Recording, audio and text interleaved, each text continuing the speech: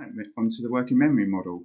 So this is a progression, moving on from multi-store model, not dismissing it, not dismissing the idea of different short-term and long-term stores, but focusing in on that short-term memory processes involved there and recognizing that it's much more complicated than the single store proposed by the multi-store model. So yeah, active processing system. Working memory is a memory that's used for carrying out a particular task. So at this moment in time, I'm looking at what's in front of me on the screen. I've got one eye on the timer next to me to make sure I don't whittle on too long. I'm drawing stuff in from long-term memory. It's not part of the model, but it doesn't dismiss it. It's still there, being accessed. So all sorts of things are going on. I'm talking at the same time as manipulating things as well. Okay, so whatever you're doing at a given time, your working memory is what's required to do that.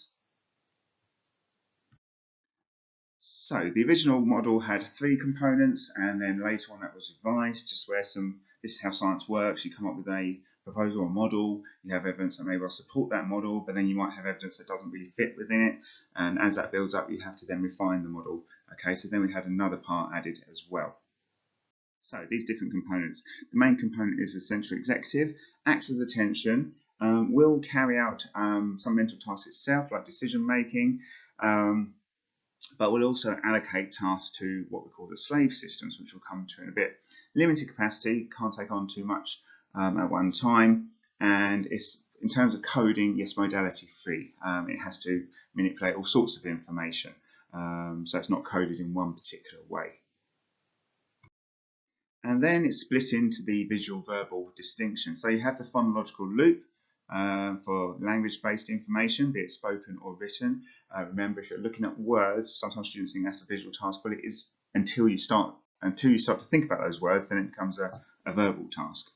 And this is subdivided into 2 components: the phonological store, the inner ear, which can store language for a matter of 1 or 2 seconds, and then also the articulatory process, the inner voice, which allows us to sub-vocally repeat things rather than vocally, so that people can hear. So that's the verbal side. And then you have the visual side, the visuospatial sketchpad, or the inner eye. Visual is what things look like. Spatial is the relationship between them. So you might have good vision, but a lot of people say, oh, I've got bad spatial awareness. That means you're not too good at judging distances, the relationship between things, or not. So yeah, the inner eye, you can, well, most people can build up a image in their mind if they try to, and that would be this at work.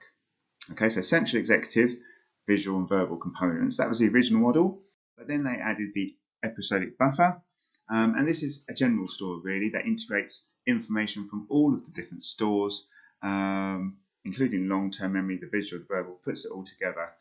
Okay, modality free again, because it's going to be manipulating all types of information, and again limited capacity. All of these components have limited capacity. So if you were going to evaluate the working memory model once again, well, fine, have we got any evidence for this? And yes, our friend KF, the motorcycle accident, a distinction between short-term memory visual tasks and verbal tasks, could do visual short-term memory tasks but not verbal. That supports the key proposal of this store, that they are separate entities. Yes, throughout all of this, do bear in mind you can talk about the limitations of case studies as long as you put it in context. No generic points here, you've got to put it in context. Dual task studies, it explains why people can do a visual and a verbal task at the same time, but they struggle if they do 2 visual or 2 verbal. So you've got that as an alternative source of evidence. The main issue with this is essential executive. It is the key component, but it's not entirely clear exactly what it is or what it does. And also there is some case study evidence to suggest that there might be more than one component to it. So the case study of EVR could do some tasks that would require the central executive, but not others. So as we've said so many times before, when you get findings like that, that suggests that maybe you're looking into different things.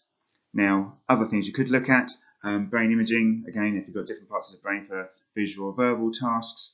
And also an interesting point you might think about is the visuospatial sketchpad. the idea is that it's one unit, and that's what your spatial awareness comes as a result of your vision first. But then there's the question of blind people who obviously haven't had the visual element, but often have excellent spatial awareness. So that would challenge that idea. Once again, suggest that maybe we're dealing with different components there as well. Okay, I've gone a bit over time, but it's a complicated model, so never mind.